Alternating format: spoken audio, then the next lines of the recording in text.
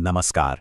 चलिए फटाफट देखते हैं 11 अप्रैल 2026 के राष्ट्रीय करंट अफेयर्स। आज की बड़ी खबरों को हमने 4 हिस्सों में बांटा है। चलिए एक एक करके देखते हैं।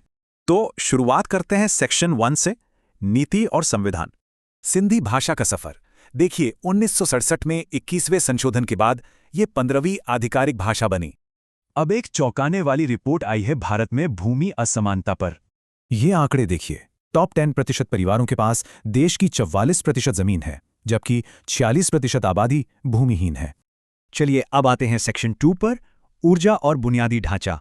ऊर्जा के क्षेत्र में भारत 2 बड़े कदम उठा रहा है, परमाणु ऊर्जा और जल विद्युत दोनों में।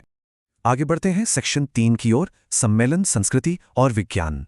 2 बड़े सम्मेलन हुए, एक हिंद महासागर पर मॉरिशस में और दूसरा इसरो का SMOPS 2026 बेंगलुरु में।